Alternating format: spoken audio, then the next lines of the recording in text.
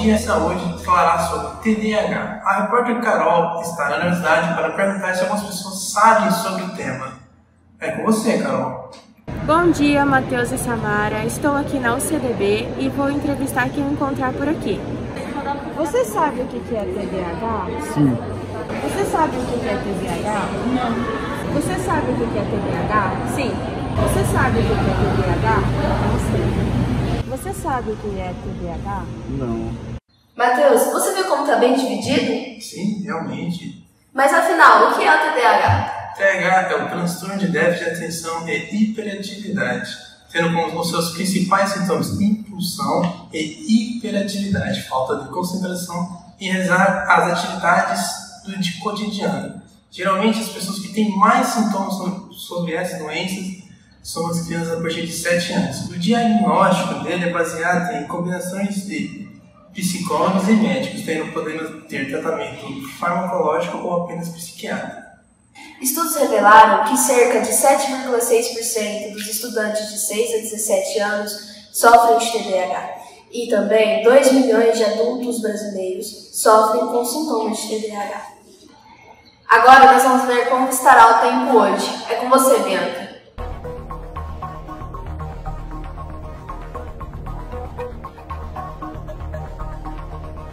Bom dia, Matheus e Samara. A previsão para esta quarta-feira é ensolarado com algumas nuvens, chuvas rápidas durante o dia e a noite, mínima de 23 graus e máxima de 29.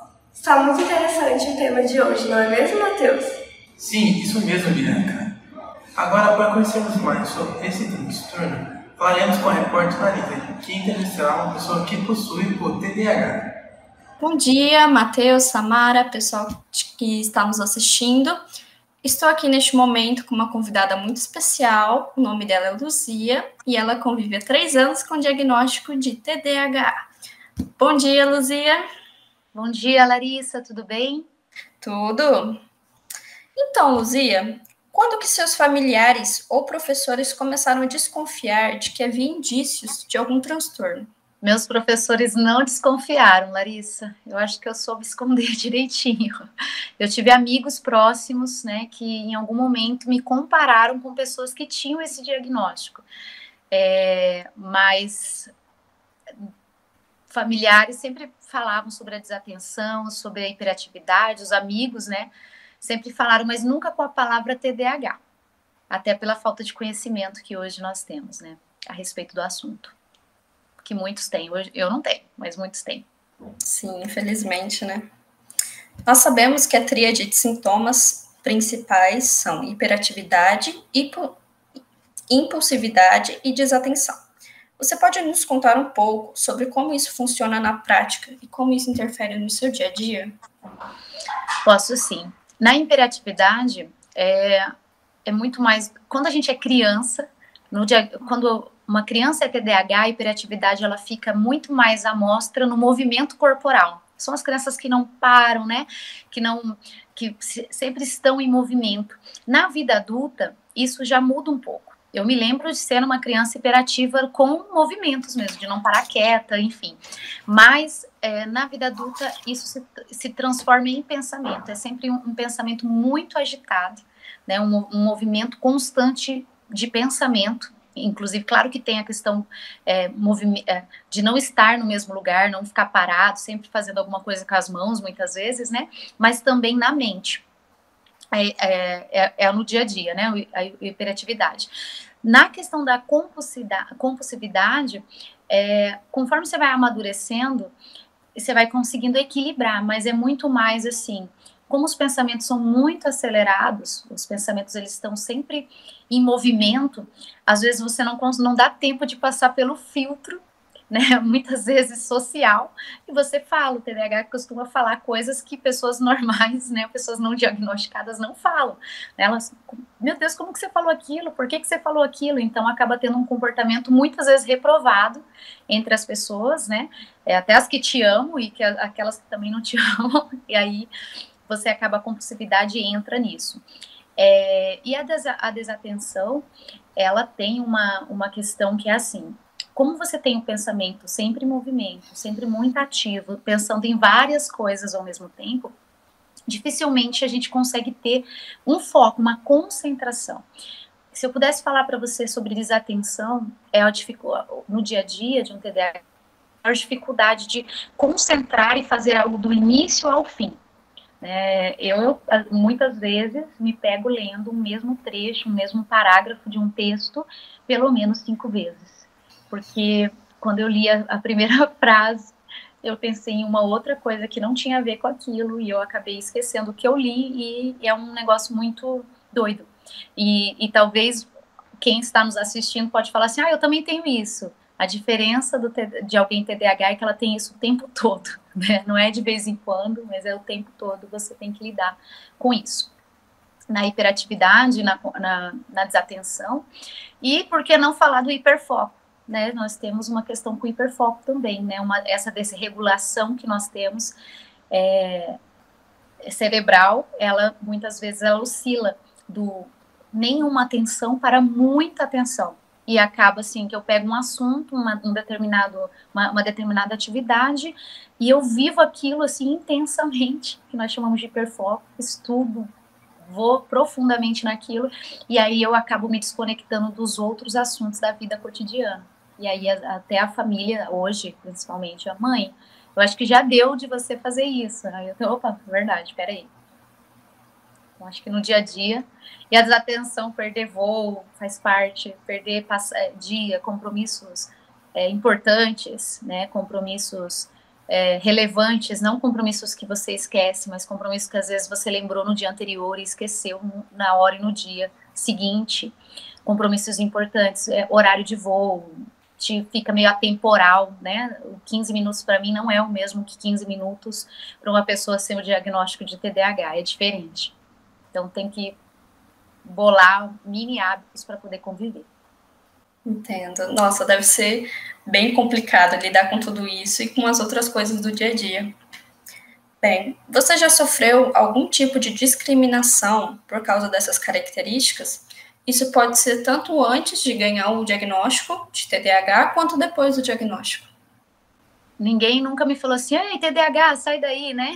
Até porque, mas claro que a impulsividade, né, já me gerou a perca de amigos, mas também um preconceito, assim, a Luzia, não dá, a Luzia, ela é muito intensa, né, esse comportamento do extremo da intensidade do que vai fazer, né, que também faz parte de todo o diagnóstico, mas com certeza a desatenção, ela tem as pessoas não gostam de conviver com pessoas desatentas, as pessoas não gostam de conviver com pessoas hiperativas, que não param quietas, e acaba que com certeza tem uma discriminação, né, de alguma forma que se acaba incomodando por causa do comportamento.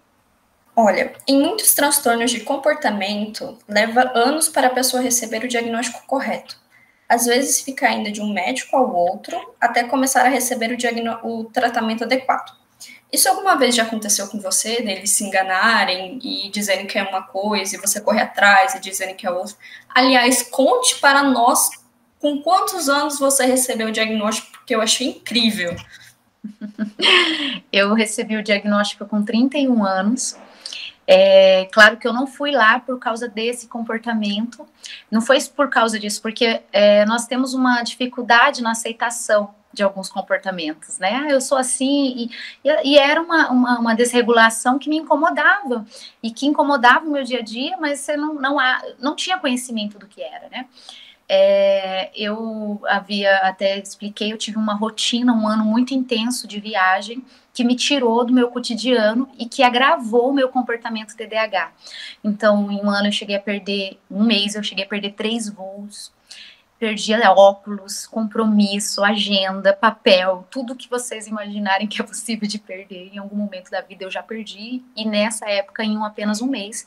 Eu não passei por esse momento de passar por vários médicos, porque eu fui numa médica indicada, de confiança, e ela não foi assim, chegou e me falou que era o TDAH, né? Eu fui lá, daí eu estava muito estressada, porque o comportamento te gera consequências, eu estava vivendo a consequência do comportamento TDAH muito enorme nessa época, e eu me encontrei num estágio de estresse muito grande, mas aí depois na segunda ou na terceira consulta, ela me falou sobre o TDAH, me deu um livro para ler sobre TDAH, porque eu tive uma certa não aceitação, não sou, não, porque eu conhecia pessoas, não sou desastrada, claro que eu sou desastrada, né, não sou desse jeito, eu comecei a brigar, mas quando eu fui para terapia, aí fui para medicação, né, e eu comecei, então eu falei, isso, eu consegui, né, em algum momento, falei, realmente é isso, e eu passei com isso com 31 anos, eu comecei a olhar para trás, a minha juventude, a minha adolescência, a minha infância, e comecei a entender tudo o que aconteceu na minha vida depois do diagnóstico. O diagnóstico é muito importante, a conscientização que vem depois do diagnóstico é muito importante. Então, eu não passei por vários médicos, mas passei por vários caminhos que me ajudaram a criar hábitos, a criar uma forma de viver para lidar com esse diagnóstico, né, para lidar com essa condição que eu tenho e que hoje eu olho os prós e os contras e gosto muito dos prós e aprendo a lidar com os contras durante o dia, durante o meu dia a dia, né. Eu acho que você já colocou tudo nessa sua última resposta, porque afinal a educação, a conscientização, o conhecimento pode ajudar pessoas desde a idade, desde que elas são pequenas, para conhecer e solidificar o caminho delas e facilitar a vida delas, quanto de, por exemplo, você que já era adulta, entendeu como você viveu a sua vida e agora como você lida isso para ter uma qualidade de vida melhor. Muito obrigada pela sua presença aqui no nosso jornal, tá, Luzia? E é com você, Matheus e Samara.